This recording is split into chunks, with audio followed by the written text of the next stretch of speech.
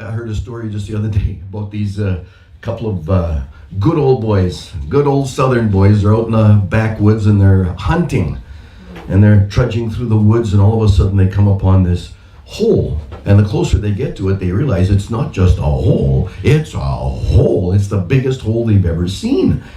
And the one fella says, wow, I wonder how deep that is. And the other guy says, well, why don't we just throw something in there and count how long it takes till we hear it hit the bottom.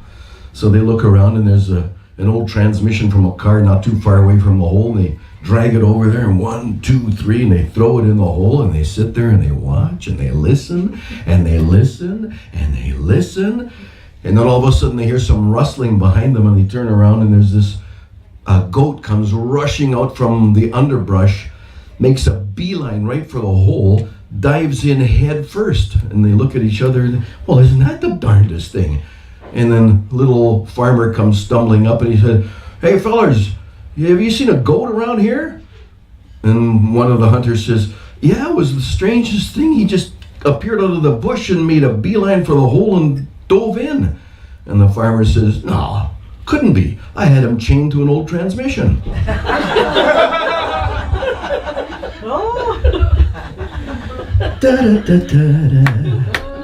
Thank you, folks. Actually, that story kind of speaks to what I am really going to talk about, and that is that there's all kinds of signs around us, and they may appear on the outside to be saying one thing, but on the other side, it's something completely different. I've titled this 2014, The Signs Are Everywhere. And there is quite the convergence of all sorts of factors from different forms of society, areas of society that seem to be converging, just all headed to the same crossroads that are going to profoundly impact America in particular, but every nation in the world. I mention America because biblically speaking, America has been uniquely blessed among all the nations, so therefore it has a much higher level of accountability than all the other nations. And those factors are economic, they're political, they're military, they're biological, and they're environmental. America was formed by the Pilgrims and the Puritans, not the Rothschilds and the Rockefellers. The Pilgrims and the Puritans, as we just heard Gerald share with us, had an identity. They knew who they were all about because they had escaped religious persecution in Europe and entered into a covenant with God based on the covenant that God had made with that little nation of Israel. So they got it. They fully understood that God was the source of all their blessings. And if they offended the one holy Jehovah God, they could expect to see his judgment. They knew that. So anytime there was anything like crop failure with which they had to contend, or bad weather, or disease, or any other calamity for that matter, the first thing they did was look inward. They repented, they checked their souls, they confessed, they repented, they fasted, they prayed, they asked God for forgiveness. So at the very beginning of America, there were two very different directions the nation could take that could result in two very different futures. First, where there was this biblical system that the Pilgrims and the Puritans were responsible for. And second, there was, the secret occult plan that the Rothschilds and the Rockefellers and others are pushing forward. Actually, that was first developed by Sir Francis Bacon. Bacon. No, I rescind that in Jesus' name. Don't have nothing to do with the pig. But actually Sir Francis Bacon, in about the mid-1600s, came up with this plan for America to be the head of a new world order, or in fact the new Atlantis. And as we enter this year of 2014, we really have got to clearly understand that as a collective, as a people, we are moving at lightning speed toward the full realization of this secret occult plan for America, which synchronizes with Bible prophecy. Sir Francis Bacon was the head of the Rosicrucians, not the Kardashians, the Rosicrucians. And the Rosicrucians were quite a group. They had occult knowledge, they had scientific knowledge, they had awareness of technical things not many others had, and it was passed on to them from the Tower of Babel. And before that, from the secret science and technology that originated in Atlantis. And the scientific elite, and there are those, many of them, who are pulling the strings for their puppet politicians, they view themselves as these god kings of Atlantis. There was a philosopher by the name of Plato who referred to them as philosopher kings in his New Republic. So these ancient sciences and technologies were revived after the flood. And so when Nimrod built his tower, the Tower of Babel, which, by the way, means gate of God, that's what it was. It was a stargate. He unleashed the fires of his secret illumination, like that god Prometheus. So the ancient occult knowledge and this one world religious system and the one world economic system that accompanies it is known in the book of Revelation as, anybody know what that is? Mystery Babylon. That's what the Bible calls it, Babylon the Great. Mystery Babylon the Great, the mother of harlots and abominations of the earth. That's written in Revelation 17 verse 5. And it's also crucial and very important to understand that this ancient knowledge and technology began with the B'nai Elohim, the sons of God, those fallen angels, the watchers that descended upon Mount Hermon, and that was in Phoenicia. And they are the ones that the Bible has an account of them mating with the daughters of men of the earth, and that brought upon the world the men of renown. They gave birth to the men of renown. Now, all of this technology that the watchers heard about, knew about, the mysteries of heaven, they were of the angelic realm. They were the ones that had this knowledge that they were not supposed to divulge to mankind, but they did. So they were involved in the process of this highly advanced technology and science, and it was passed on to mankind before the flood. And that process enabled advanced civilizations like Atlantis, like Lemuria, like Thule, like Hyperborea. All of these things emerged in places.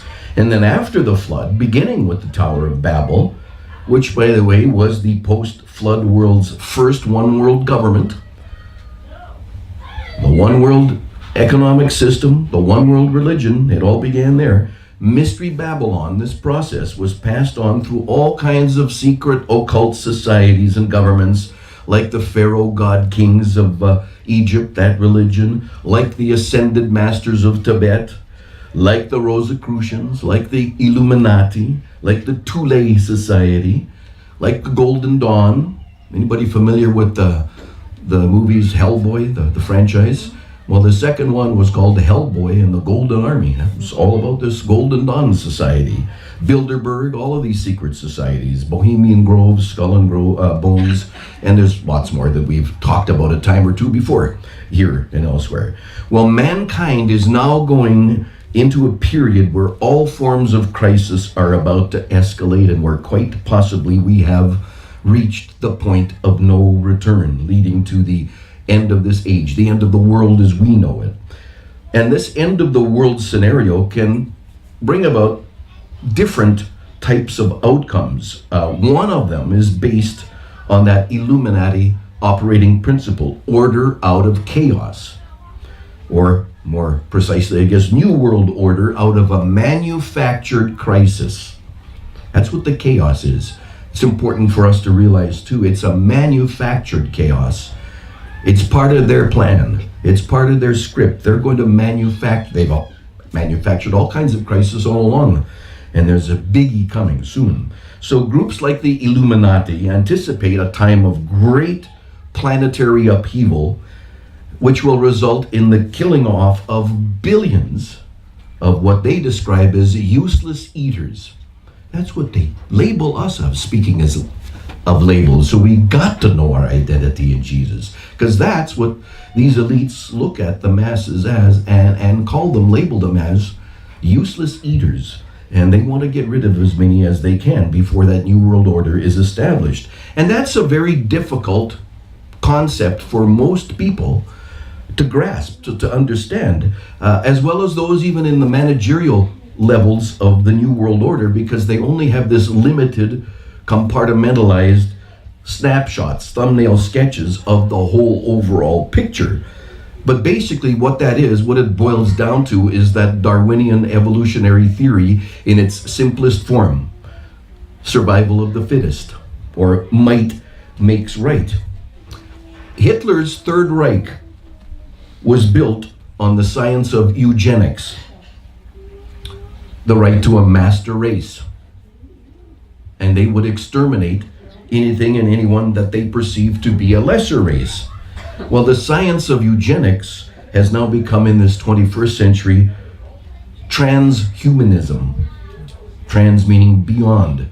Transhumanisms. And we have all been conditioned to really notice it through movies like Terminator, like Transformers, like I, Robot, and lots of other ones.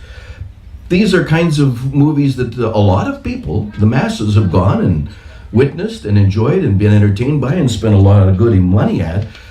But it's happening. It's unfolding in front of us, right around us, more and more as this 2014 year continues on. Right now, our current world is dying.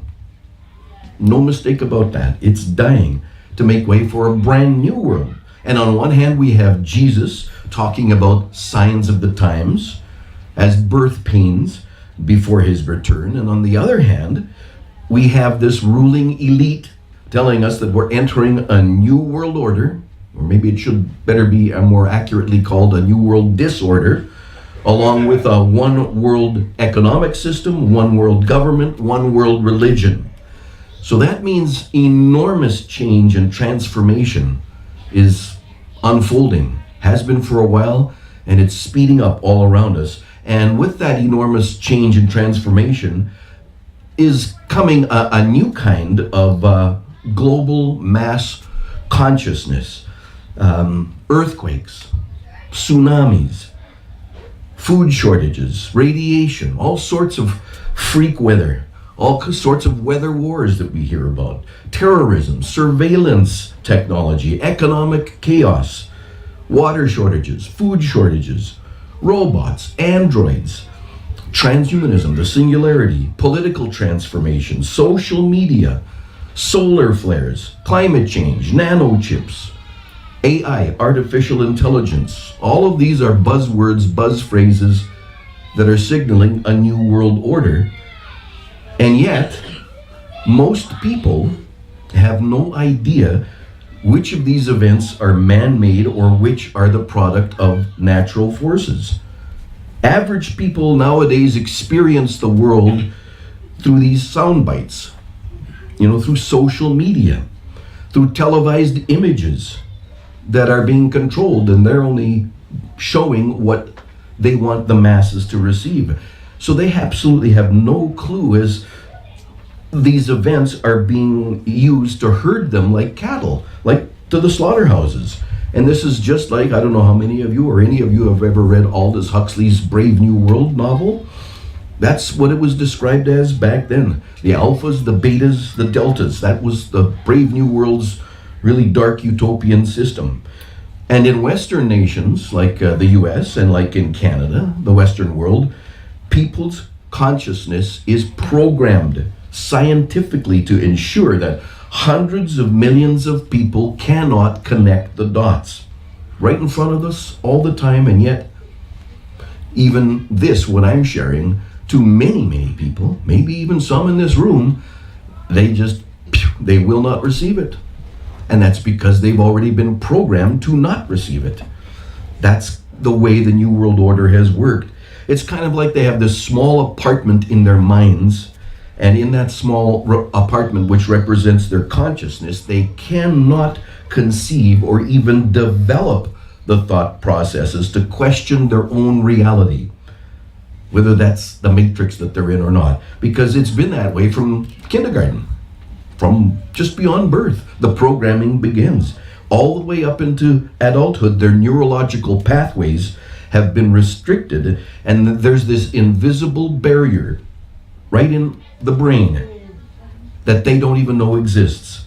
And despite the fact that Jesus said, "You shall know the truth, and the truth will make you free," even so-called professing Christians having a Christian upbringing also have been socially re-engineered to reinforce those barriers of illusion in their consciousness.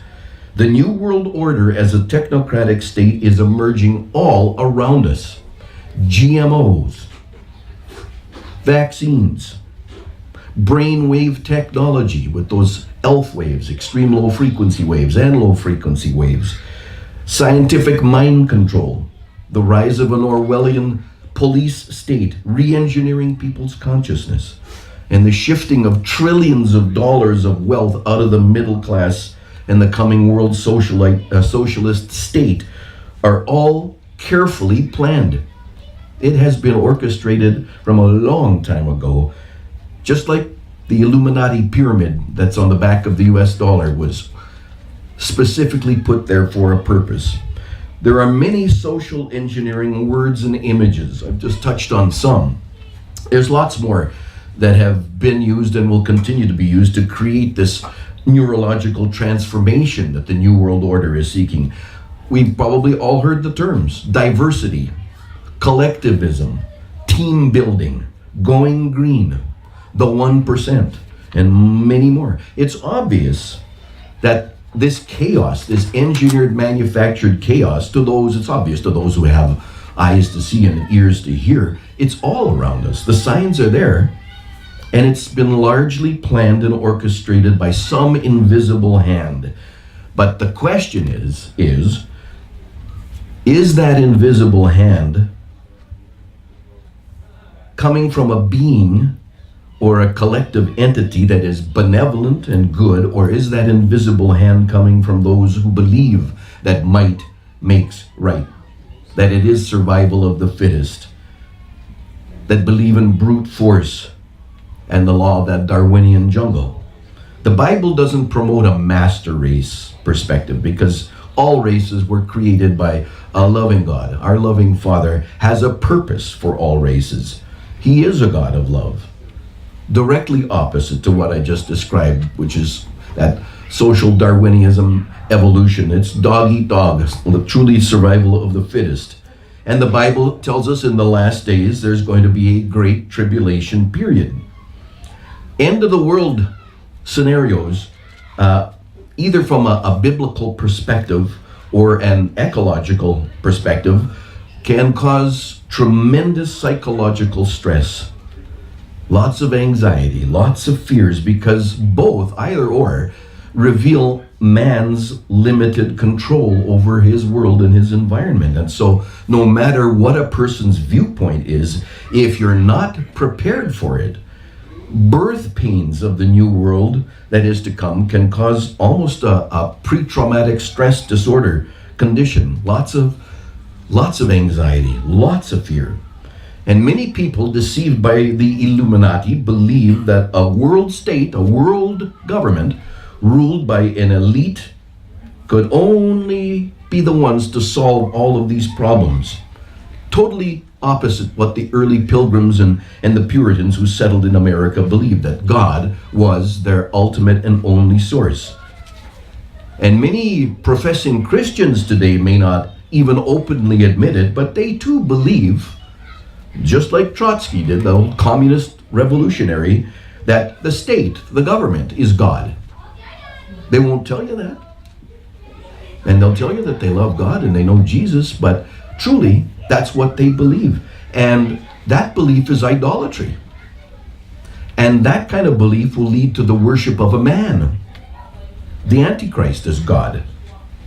Now, all of what I've shared to this point has very practical applications for our nation and the world. There are people in very high places in the process of bringing down the US dollar and preparing to replace it with a new international currency of some form.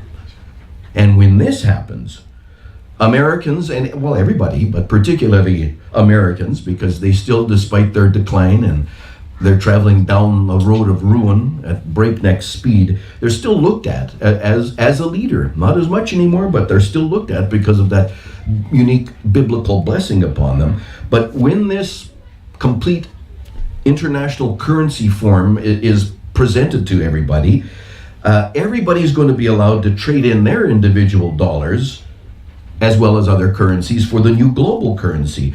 But they're only going to get a fraction. It'll be at a fraction of the actual value of their dollars. However, an international crisis is going to happen at some point before everybody's going to be asked to trade in their dollars. And then the average person is just going to be thrilled. They'll leap at that opportunity because it'll be as if, wow, I don't have to lose everything now. And that's in place too. It's part of the script. Anybody recognize that technique that I just described? It's the exact same one used in the past by the USSR to force people to accept communism. And it's going to be used again by the United Nations to implement a new world religion and a new world order. And it will begin with some worldwide economic disaster. Not a complete crash, but enough to allow them to introduce some kind of in-between currency before they introduce the electronic cash to replace all the paper and all the plastic. Well, we're just about there now. There's electronic cash all the time. And this in-between currency is going to be used to force anybody with savings to spend them or turn in their cash, because those in charge understand that people who do have money aren't dependent on this new system that you're trying to put in place, and they might even be the very ones who will mount this insurrection against them. So they're figuring if everybody's broke, we don't have to worry about anybody trying to fund a war of any kind. Paper currency is going to cease to exist. It's almost there now. This is one of the first signs that they're pushing forward. They want everybody to be 100% dependent upon this new system for their existence. And then to further prevent any kind of independence, the New World Order has already, I'm sure we've seen the documentaries, they've implanted the microchips in even the wild animals, in the birds, in the fish, because they want to make certain that people who will not accept the New World Order will not be able to hunt and fish for food to sustain themselves anywhere in the world. And if they try it, they're going to be tracked by satellites, because all of these animals have been chipped now. And then they'll be hunted down and imprisoned or completely done away with. That wasn't the way the technology used to be back in the 40s and 50s in the Industrial Revolution time. The technology that came on the scene was to educate people, to improve their lot in life. Well, not now. This new technology is totally designed and built to track people down, to control them everywhere. The technology also is being manufactured for a very specific purpose. And if we refuse to see it and recognize that purpose, which is to enslave the entire world, well, then we are at risk. We're at great risk, because if we can't see it, if we can't learn, if we can't understand that not just us, but our families, our friends are at great risk of being hunted down. No one is safe in a totalitarian police state. This mark of the beast technology is distributed in the microchip implant formation, and it's upon us and has been for some time. And so whatever the technology of the chip, it will contain all your personal, all your medical, all your financial records, which means you will not be able to, as the Bible says, buy or sell or participate in the economic system, receive medical care, gain access to your social security, your pensions, your retirement funds without having the chip. And at first, of course, they tell us it's for our good. It's mandatory because, well, it's going to prevent identity theft. So it's going to save you here, or it's for national security reasons. I'm sure we've all heard that excuse from a lot of people. However, according to the Bible, in Revelation chapter 11, eventually you will not be able to receive this mark of the beast or have it activated unless you choose to reject Jesus as divine master and savior and pledge to worship the Antichrist as God. And again, if you have anybody has difficulty processing this information, well, we can personally empathize with you. However, as someone who once believed that all this talk of a new heaven and a new earth was just this tragic delusion, it was a fantasy, let me offer one simple suggestion, because it worked for me, and it's still working. Take about conservative guesstimate, 95% of all religious talk and religious images and ideas of this contemporary evangelical Christianity, and just hit the delete button in your brain. And then do one step further. Use the empty the garbage app and get it out of your consciousness totally, completely. Then once your mind is cleared of all the non-biblical evangelical Christianity cultural baloney, you might be able to really see what the Bible is talking about, and the message comes alive. I think we can probably all, sitting here today, realize that and understand that. When you start truly understanding the Bible as it's written, I mean, you have to find a good version of the Bible, and you have to read it, and you have to continue to study it. And the more you do that, reading the Bible as it's meant to be, which is uncensored and unedited and raw, you find out it's adult material. It's X-rated. It really is. And you know what? A lot of people, when I say people, I'm talking about those who profess to be Christians, it makes them uncomfortable. However, again, didn't Jesus make all the religious folk of his time pretty uncomfortable? And they only killed him. Imagine that.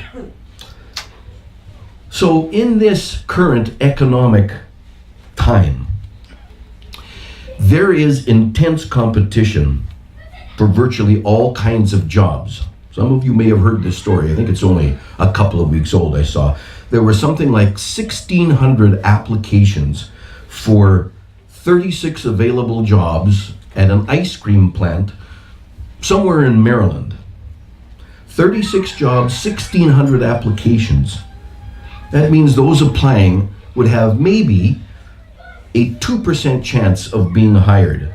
About 98% of all those applicants would just be turned away. That's how tough things are in this particular area of the States, but not just the States. It's tough times, economic times, job finding times, no matter where you are in the world.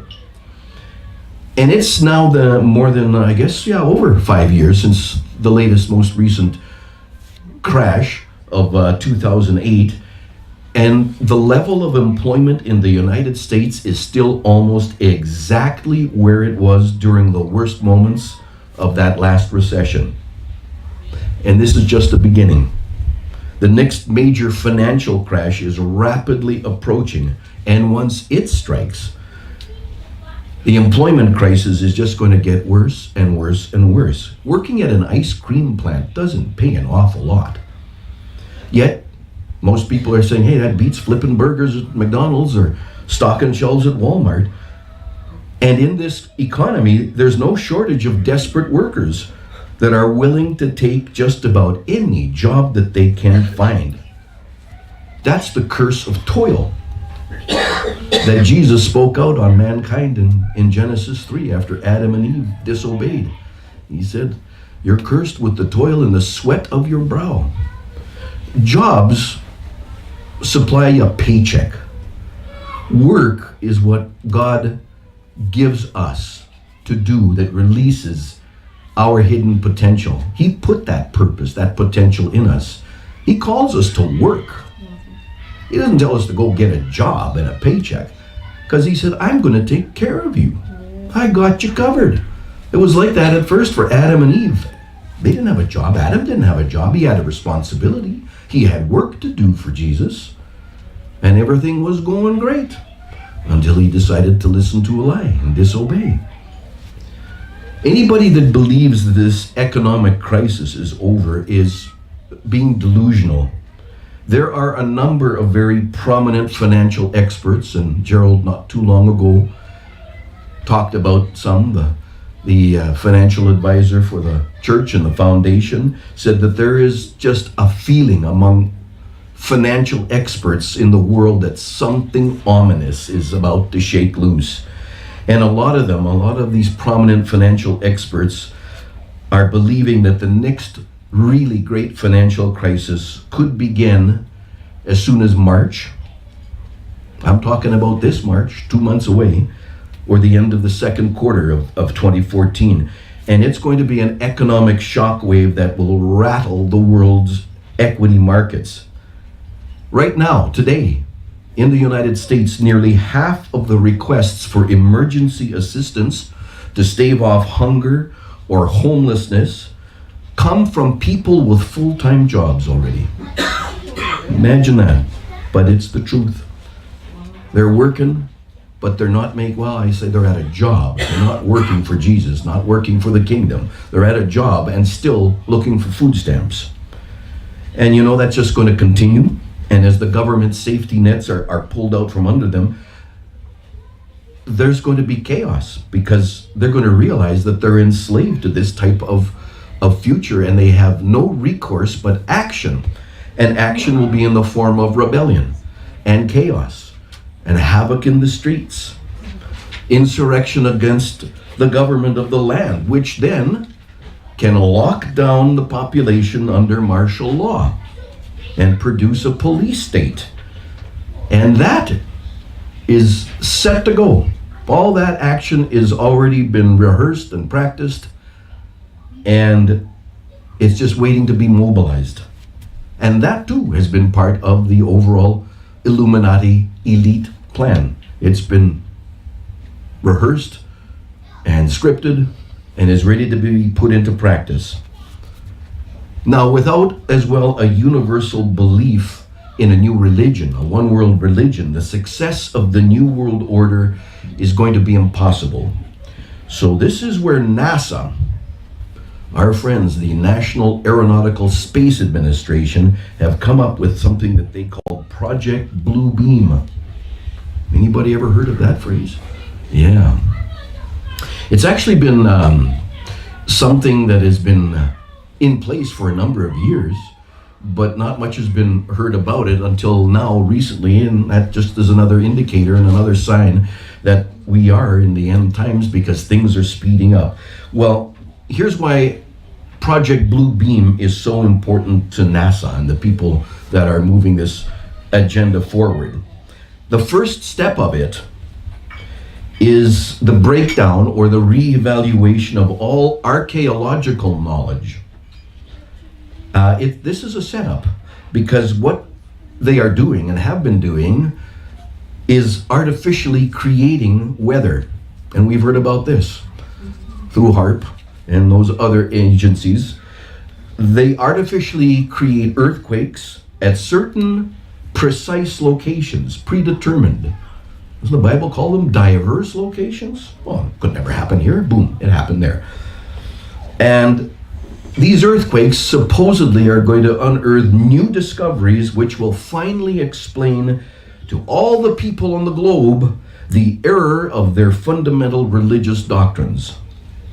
False information is going to be used to make all nations believe that their religious doctrine, whichever particular religious doctrine they're choosing to follow, is totally misunderstood, has been misunderstood for centuries and misinterpreted.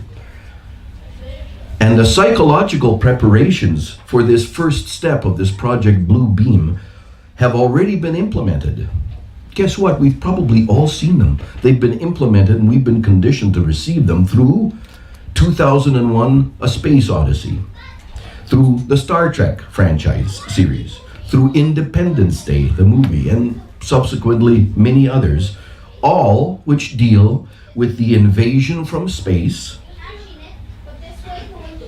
and how all nations join together to fight off these space invaders. And then the next step of that is the Jurassic Park film series, the franchise, because that deals with the theories of evolution. And it claims that God's words are all lies.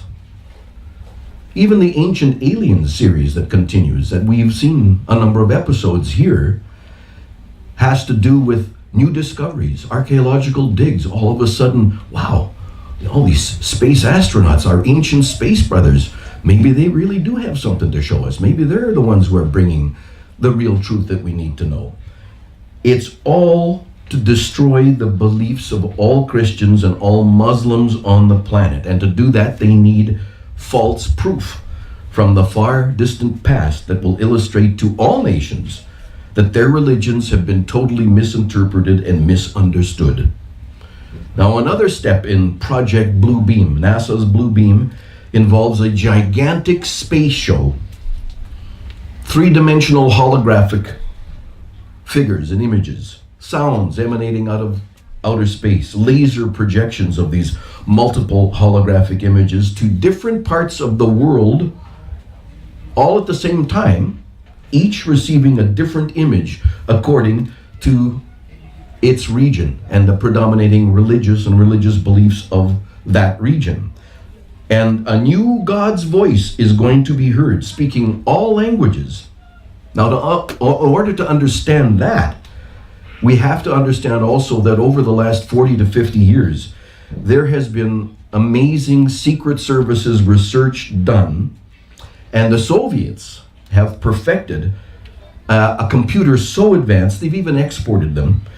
They fed this computer with these minute physio-psychological particulars based on their studies of the anatomy and electromechanical composition of our body, and also the electrical, chemical, and biological properties of our brain. So these computers were all inputted with this data, as well as with the languages of all known cultures and the meanings of those languages on the planet. So the Soviets fed the computers with objective programs as well, like the ones pertaining to this new Messiah. There are two different steps now, aspects of this step actually. The first is the space show that we described, the holographic images. It's all going to be used in a simulation of an end times event, during which all nations are going to be shown scenes which will in fact be the fulfillment of that which they desire to verify the prophecies and the adversary events. And then they're going to be projected from the International Space Station through satellites onto the sodium layer, which is about 60 miles above the Earth. They're going to use the sky, NASA, as a great big movie screen. They're going to project these holographic images. It's going to be coming from space. You're going to hear the voice of God, Jesus, or whoever you perceive, whichever nation is going to. They're going to see and hear this all at the same time, and it's designed to show the world that the new Christ, the new Messiah, the new Maitreya is coming back, and that means immediate implementation of a new world religion. And enough truth is going to be mixed in with all these languages to different parts of the world. Enough truth is going to be mixed in with the deceptions and the lies that will hook everybody into the big lie. That's why we're warned in the Bible, even the very elect, the most learned, will be deceived. This Project Blue Beam has perfected the ability as well for a device that the ufologists refer to as the tractor beam. Ever seen any depictions of that? This big beam of light comes down from a spaceship usually, or from the sky, and it's going to whisk a number of people up in it to mimic a rapture. That's what that's for. They're going to be taken away into Never Never Land.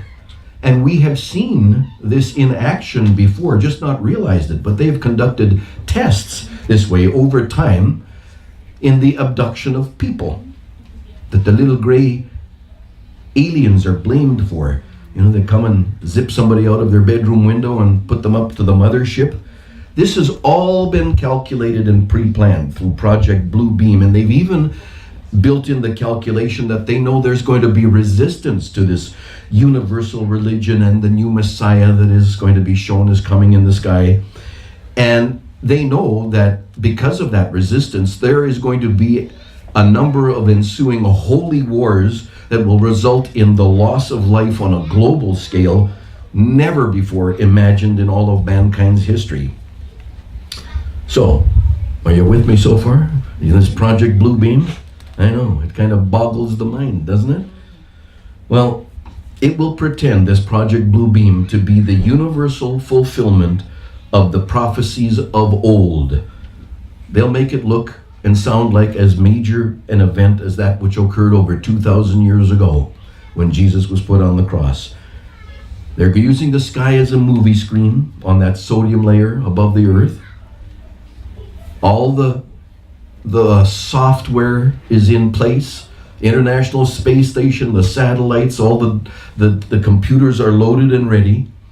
And all four corners of the world, every nation is going to be hit with this in their corresponding language, with their supposed Messiah, whoever they're worshiping, coming out in these holographic images, whether it's Jesus, whether it's Mohammed, whether it's Buddha, Krishna, whoever. It's all going to be merged into one after their correct explanations of the mysteries and the revelations have all been disclosed. And the one God, in fact, anybody want to guess who that might be? Antichrist. That's exactly who, at that point in time, will explain that the various scriptures have been misunderstood, they've been misinterpreted. All the religions of old are responsible for turning brother against brother, nation against nation. Therefore, all those old religions have to be abolished to make way for the new age world religion representing the one God, Antichrist, that they see before them right now in the sky. And it's going to be superbly staged, ain't no question about that. It's going to make the fanciest, smanchiest rock show that we've ever seen or see images of pale in comparison, because with the kind of planning they put in it and the money they put behind it, it is going to truly deceive the very elect, because every nation is going to see this at the same time. Now, when this goes on, when they see Antichrist before them but don't believe it's Antichrist, there is going to be a lot of disorder. There's going to be a lot of dissolved social norms and beliefs on a huge scale. Each nation will blame the other nation for the deception, and that's going to set loose millions of already programmed religious fanatics through demonic possession on a scale never witnessed before. And in addition, this event is going to be occurring at the time of profound worldwide political anarchy and general turmoil caused by some worldwide catastrophe. So if you put all of the pre-planned space show in parallel with all the other stages of Project Blue Beam, you get a combination of electromagnetic radiation, hypnosis, which is going to produce this rationalized behavior in people. They're going to be considering that they're doing this out of their own thought, out of their own free will. That's what Project Blue Beam, and I just boiled it down and condensed it. There's so much more, but in essence, that's what their plan is. They're being NASA and working in conjunction with the elite who are trying to get this new world order in place. Now, another phase of their plan is alchemy. It's the foundation of the New Age movement coming to the forefront. And at the end of this age, it unfolds all about us. Gold, frankincense, and myrrh, the gifts that Jesus received as the Son of God from the wise men when he was born there in Bethlehem some 2,000 years ago, is being imitated and manipulated as building blocks and bribes of this coming New Age Messiah, this Maitreya, this Antichrist, or whatever name that else has been given to him, because there's been a few. The Bible depicts a couple of particular beasts in the book of Revelation, chapter 13, that would arrive in the last days to conquer, subdue, and deceive mankind: the Antichrist and the false prophet. Well, this Christ that's coming complete with the whole Hollywood production in the sky that I just mentioned is a mockery of the return of Jesus. And the white powder monoatomic gold is the alchemic recreation of the biblical myrrh. According to the Hebrew Masoretic text, myrrh is a pale yellow gum, grows in shrubs in Somalia, Ethiopia, as well as Arabia, was used as a spice, was used as a medicine, was used in the making of the holy oil of the tabernacle. The myrrh can be crushed into a white powder or even liquefied to be used in life water, energy drinks. Ever seen that on the marketplaces? Life water, drink this.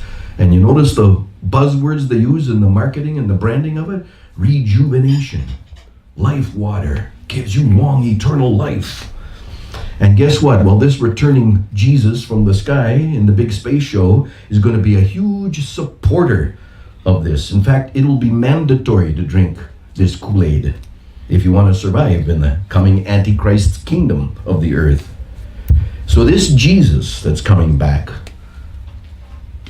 is going to be coming back with other false prophets offering gold, frankincense, and myrrh to the new 21st century. Money, perfume, and the voodoo Kool-Aid. Bribing mankind into changing their carbon-based DNA into crystalline DNA, causing a cellular permutation, which is totally a mimicry and a mockery of a resurrected and glorified body. Can you believe the extent to which these people go? Just to bypass Jesus. They don't want their identity in God, as we heard earlier. They want to be badge wearers. So they're going to try to avoid all of this and do it the way, anyway, other than what God said to do it. Our typical mankind DNA has 2 strands. Now, according to the New Age teachings, it's believed that before the fall of man in the Garden of Eden, mankind was created with 12 strands of DNA. And after the fall, 10 of them had to be closed or shut off. So it is the intention of Satan and his terrestrial helpers to turn back the clock and undo what God did in the Garden of Eden and turn back all 12 strands of DNA, which again is a total abomination and a mockery of God's judgment on fallen mankind at that time. They have found that by tweaking mankind's DNA, they can cause people to appear divine, even godlike. And that monoatomic white gold, if you ingest it, it gives you an aura, a shining, light appearance aura. The New Agers call this ascension and obtaining a light body. They even refer to their earth-based workers as light workers. So this is the plan. Part of it, more another part of it, the extent to which these people go. And that's the extent to which Satan has gone to prepare to deceive and enslave the whole world into rejecting Jesus and the truth of the Father's word in the Bible. However, we've got to take heart. We really do, because we know that Jesus is coming back. We know that God's word shall rule, that the kingdom will rule. His promises are real, and they will be carried out to their fullness. Even the problems that are going on right now in the Middle East, and we hear about them, especially lately now, in the Holy Land, well, you can trace that right back to God's word as to what's going on today. Happened back in the tents of Abraham and Sarah and Hagar. Actually, I found some information from a fellow by the name of Reza Khalili, who was in the CIA. He was a spy, is what he was. He was in the Directorate of Operations, working as a spy in the Iranian Revolutionary Guard. And today he serves on the task force on national and homeland security in the U.S. He's on an advisory board to Congress and also on the advisory board of the Foundation for Democracy in Iran. Here's just part of what he said, one of his reports. Quote, Iranian scientists are working on nuclear warheads. Are working. trying to perfect them. There's an underground site unknown to the Western world, the new secret nuclear site named Quds, Quds, that's Iranian for Jerusalem, is almost 15 miles from another site, previously secret but exposed in 2009, which is a nuclear facility bored into the side of a mountain. It has a capacity of 8,000 centrifuges, currently has 3 operational chambers. One chamber specifically allocated to laser enrichment research and development, and Iranian scientists have seen great progress to this point, successfully making a neutron reflector, which indicates the final stages for a nuclear weapon. Weapons designed that would be a 2-stage, more sophisticated and much more powerful nuclear bomb. Regime scientists are also working on a plutonium bomb as a second path to becoming nuclear armed, and they have at this site 24 kgs of plutonium, sufficient for several atomic bombs. They are at the last stage of putting together a bomb warhead. The regime is aided by North Korea, is also working on neutron warheads that could be used as super EMP, electromagnetic pulse weapons for electromagnetic pulse attacks. Well, we all know the prophetic issue of war and peace in the Middle East began with the angelic rebellion in heaven. Sin entered mankind's world at the fall of the garden.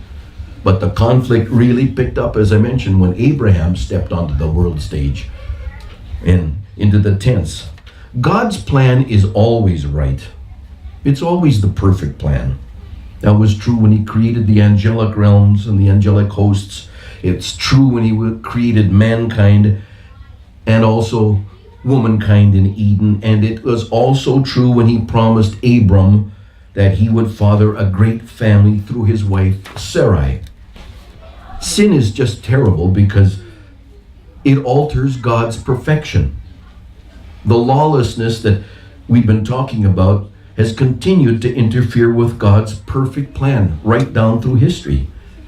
After, when he was still called Lucifer, determined to just do things his way rather than God's way, and Adam disobeyed, choosing to do what he considered was best in the garden, the Bible record shows that mankind continued to grow worse and worse and worse until God had to destroy all but Noah and his family with that great flood. Well, Abram and Sarai continued their long list of disobedient acts committed by fallen men and women. Rather than wait on God's precise timing to do its work, they acted on their own. And we are living with the consequences. Their sin of years and years and years ago is what the current crisis in the Middle East is all about. It originated in a feud in the tents of Abraham, who fathered both Ishmael and Isaac. Jesus once said that among men, who was the greatest? John the Baptist. Yep, sure was. Well, I'm thinking, although it never says this in the Bible, I got to figure that since God chose Abraham to be the father of nations, he's got to be up there in that John the Baptist level, don't you think? Because God said, you're going to be the father of many, many, many nations. But even with the greatest of men and women, there's a fatal flaw for all of us because we have that fallen nature.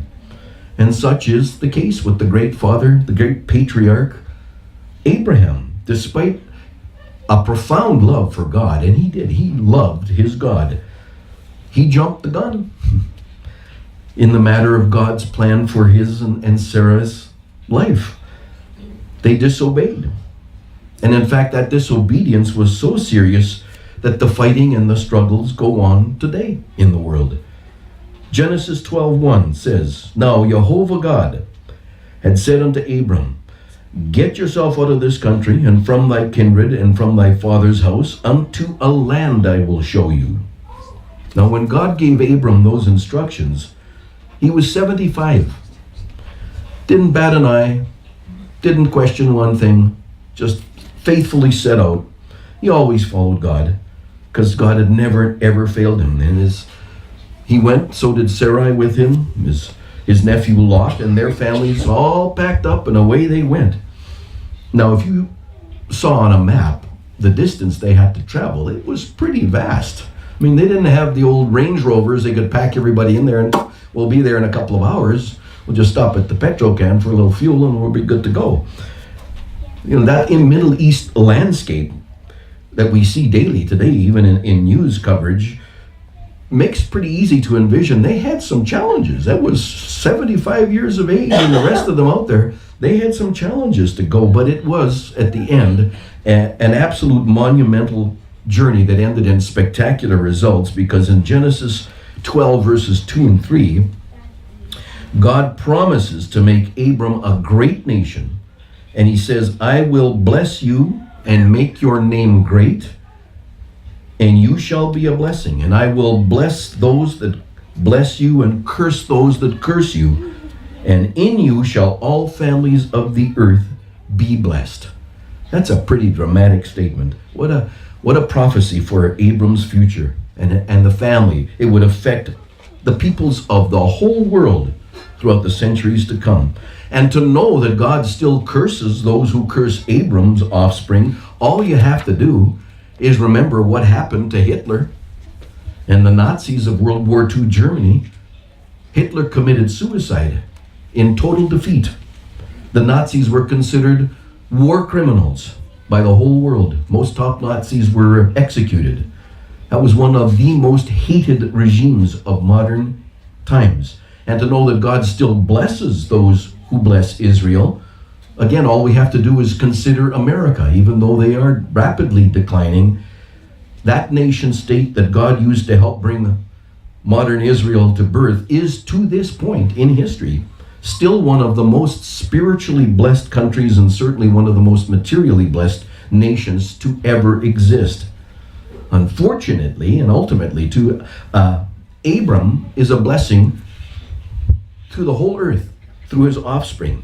God had promised to bless the world through Abram and his descendants. However, he and Sarai couldn't wait for that. They had to do things on their own, had to set out and do things the way they thought they could get them done quicker. And they were getting on in age. They were elderly and getting older. So the great man of God laments the fact that God hadn't done what he had promised for him. It's written in Genesis 15:2. It says, and Abram said, Almighty God, what will you give me, seeing I go childless? Behold, to me you have given no seed, and lo, one born in my house is mine heir. Didn't bother God. Didn't worry him one bit. Nothing changed in his mind. The plan was still the same. He just patiently and lovingly took Abram aside and asked him to take a look up at the heavens. See if you can count the stars, because that's how many descendants you're going to have one day. Well, Abram was still a little bit unsure about the matter, so he asked God for affirmation that he would possess the land. So God gave that assurance through a covenant, that binding agreement, a binding agreement of the most immovable kind.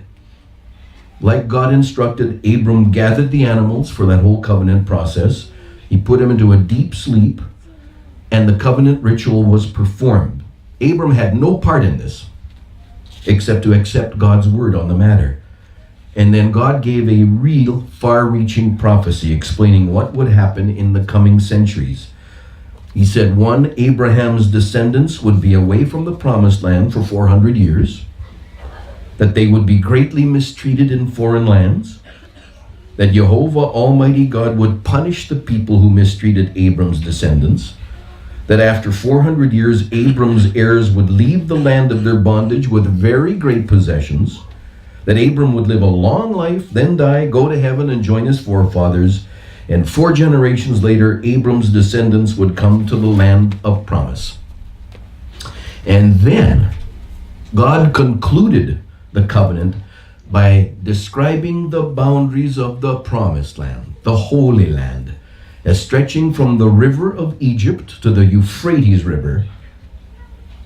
That land promised is what the world calls Palestine today, stretching from the Sinai Desert north and east to the Euphrates River, an area which includes all the holdings of present-day Israel, all of Lebanon, the west bank of Jordan, plus substantial portions of Syria, Iraq, and Saudi Arabia.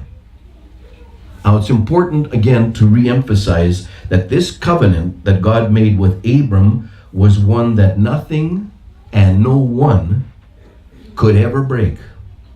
And we still hear and see reports to this day of people fighting and complaining about, well, that's my part of the land. That's my area. That's the Palestinians are doing this and the Syrians are doing that. That promise or agreement that God made depended totally on God's absolute love and integrity alone, had nothing to do with Israel's performance. And even with that covenant in place and God's assurance that he would fulfill his promise, Sarah heard the old biological clock going and said, you know what? Still no child. What are we going to do here? So she approaches her hubby and says, how about Hagar? How about the handmaiden here? Maybe she can be a surrogate mother. And Abraham was on board with that. That was actually a practice that was quite common back in the day. Doesn't excuse the ungodly sexual activity during Abram's generation or any other. But that was the culture at the time. Often called for that kind of action when a couple could not conceive otherwise.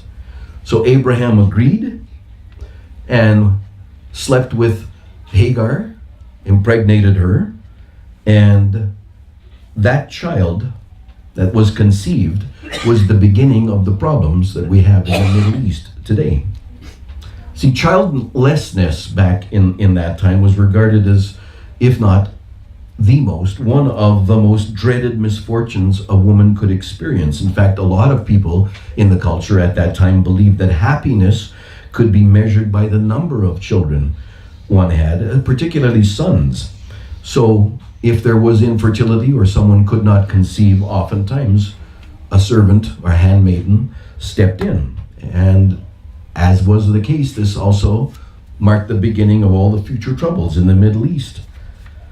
Sarah, don't know, it doesn't really say this in the Bible, but if you read the text, you kind of get a sense, and anybody who has ever been married and been together in a relationship, sometimes when something doesn't go right, and in this particular instance, Sarah definitely wanted to have a child, couldn't. Hagar becomes impregnated. You might think that there was a certain humiliation or a certain attitude that Hagar could have developed because of the culture that I just mentioned too, that, well, if you can't conceive, we'll just have a handmaiden a surrogate mother stand in for you. So there might have been some attitude from Hagar and some humiliation upon Sarai at the time that caused her to grow a little bit angry and frustrated, which she took out on the ears of her husband. Imagine that. Husbands and wives, yeah. And Abram wasn't exactly the best diplomat because, I don't want to hear this. You go deal with Hagar in the measure you decide to deal with her. And she did, and her dealings were harsh with Hagar. In fact, she spoke and treated her so poorly that the pregnant woman just went packing. She left. That's in Genesis 16 and verse 6. And that was another foreshadow of things to come. Hostilities, building. And they continued to build from that point to become full-blown wars that are going to continue to boil until Jesus returns. So Hagar is heading out of town, and she has quite the unusual encounter. An angel of God appears to her, tells Hagar, basically, okay, lose the attitude. Huh? Well, I didn't use those words, those are mine, but he told her to repent from her high-mindedness, from her haughtiness, and trust herself and her unborn child to Sarai for safekeeping. And then he makes Hagar a great promise, a promise that was a mixture of blessings and great expectations, but also some dire consequences. The great expectation was the promise that her offspring would grow to become a great number of people who would populate many nations. The terrible results of Abram and Sarai getting ahead of God's plans would be that the fruit of the sin would result in big trouble. Hagar's baby, to be named Ishmael, would be, as it's described in Genesis 16 again, verses 7 through 12, describes him to be a wild man who would be against every man, and every man's hand would be against him. And Hagar might not have totally realized all the ramifications of the angel's promises. However, she did grab a hold of the fact that it was a wonderful future that was waiting for her. So she was convinced by that to pick herself up and head back to Abram's house. Well, this description of Ishmael, wild man, against every man and every man's hand against him, what do we know about today's descendants of Abram and Hagar? Never get along. Well, yeah, there is that. Well, and certainly there's a lot of them. The Arab people themselves will tell you that they are descended from Abraham and Hagar. They openly admit that they are the seed of Abraham in that way. And they also claim him to be their original father, Hagar their mother. And that is the fact upon which they base their claim to the land now called Palestine. Many of the Arab authorities claim that Israel, that is the Jews, is an illegitimate intruder in an area called the Holy Land. And that's why some of those terrorist organizations within the radical Islamic groups call for jihad, or holy war, against the tiny nation of Israel. The descendants of Ishmaels have been at Isaac's descendants' throats for 4,000 years now. And that's a blood feud that really has smoldered and frequently just blown into full-blown flame and war since that time up to present day time. There's probably no racial problem in the world that can compare with that one in terms of duration and animosity. And furthermore, God absolutely has kept his promise to multiply Ishmael's seed. The great Arab race has exploded. It populates and dominates the Mideast and beyond, and it has been that way for hundreds of years. And petroleum from beneath the sands has made Saudi Arabia, has made Kuwait and other nations some of the richest per capita countries in the world. Unfortunately, because of all the religious and governmental systems in place in these areas, most Arab-dominated nations and the masses of people there don't enjoy much of the wealth and much of those oil riches. That's because their dictator leaders keep the great wealth for themselves. So at this point in time here, after Ishmael's born, Abram is 86 when Ishmael was born, and now he's up to 99. And he's told an amazing thing. God himself tells Abram in Genesis 17, 1 through 5, actually it's in Genesis 17, verse 2, God tells Abram that I am going to multiply you exceedingly. Can you imagine at age 99 being told that? Woo! Make a guy fall flat in his face. And that's exactly what Abram did. I've fallen and I can't get up. I'm 99, I'm going to be a dad of how many people? He did. He fell flat in his face before Almighty God, who also told him a lot of other wonderful things. For example, this is where the name change takes place. Abram's no longer Abram. He was going to be Abraham, because for what God was about to do, the amount of greatness that was going to come out of Abraham, he would have to be known as the father of all nations. So the covenant between Abraham and the creator of all things, God promised, last forever. Staggering promise when you stop and consider. And more than that, God guarantees that Abraham and all his descendants would own the land of Canaan forever. That's the Holy Land, folks. And God told them, you're going to own that forever. Nobody in the military in Syria or the US or anywhere else can take it away from God and his people. So God now makes a second covenant between Abraham and himself, one binding through the act of circumcision. That's in Genesis 17, verses 9 through 14. And this covenant's a little bit different from the earlier one because the first covenant was unconditional. Abraham and his heirs could do nothing to either keep or break it. Now, this second covenant's conditional. one that has to be entered by Abraham and his heirs. Circumcision also means that those entering that covenant must keep the requirements involved in obedience to God. To do otherwise brings certain judgments as corrective measures, and in that sense it is possible to break the covenant. Like the name Abram, the name Sarai, not significant enough for the mission that God has for the woman in this, so he changes her name to Sarah, mother of nations. And sure enough, 25 years after her son's birth was promised, Sarah becomes pregnant, delivers Isaac, and here's where we get to the beginning of the real strife between Abraham's sons. God's words recorded in Genesis 16:12 describe Ishmael's character, and they were coming true. He was a wild young man, out looking for trouble, and he found it. Isaac, we have to remember at this point in time, is quite a bit younger. He's a young child when Ishmael's about 16. So Ishmael begins to mock the younger boy, making some threats. Sarah, the mom that she is, not happy with all of that.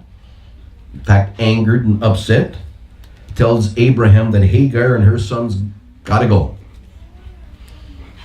And he was saddened about that. I mean, as a dad, wouldn't you be? He loved both his boys. So God takes aside Abraham and lets him know that in this case, it's wise to listen to your wife.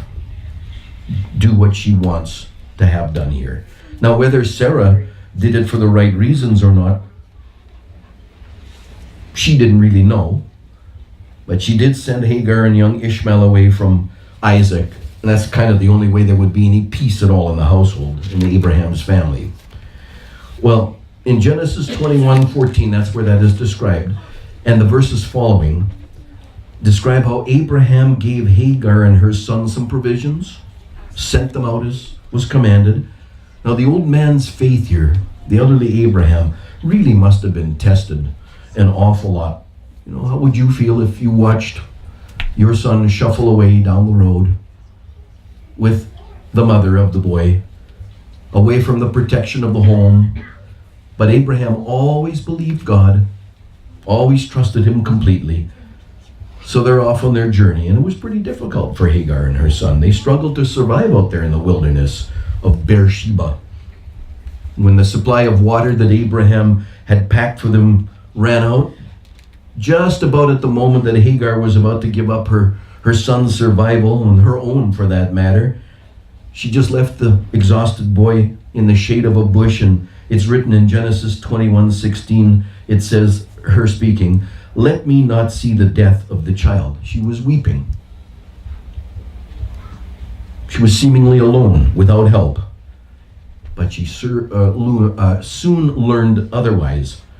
She wasn't alone, nor was she without help, because God, who sees everything, he sees all, he knows all, hears every cry, wipes every tear, came to her at this point in time and tenderly asked her what was wrong. And he reaffirmed his promise to make her son a great nation. That's in Genesis 21:18. And then miraculously provides a well of water in the wilderness. No big deal for God. But what a wonderfully personal time, really, between Hagar and the Heavenly Father at this point in time. The God of Isaac also loves Ishmael. He loves us all. We're his children. And he loves us. By this act alone, we have to know that Father God loves us too. Sinful disobedience had set the wheels in motion that would cause Abraham to father sons of strife.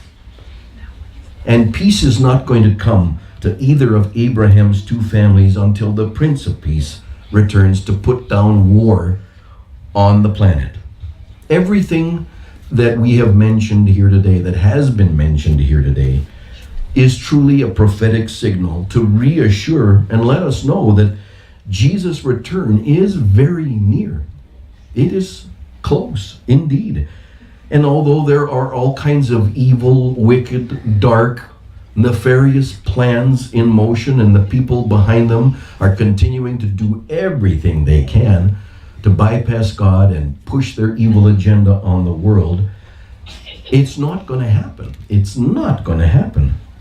Everything that they put in motion to try to prevent the kingdom and the new heaven and the new earth from being established, not going to happen. Of that there is no doubt, because God's word says it's going to be established, and his word never returns to him void. It's going to be accomplished despite the enemy's agenda.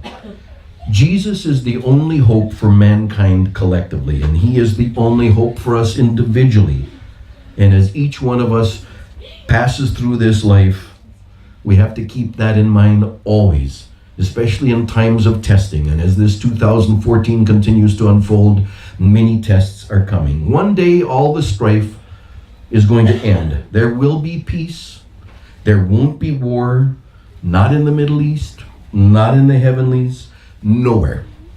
But first there is a time of great tribulation, and 2014 appears clearly to be signaling that time. So let us all be prepared for it. Amen. Amen. Thank you, Jerry.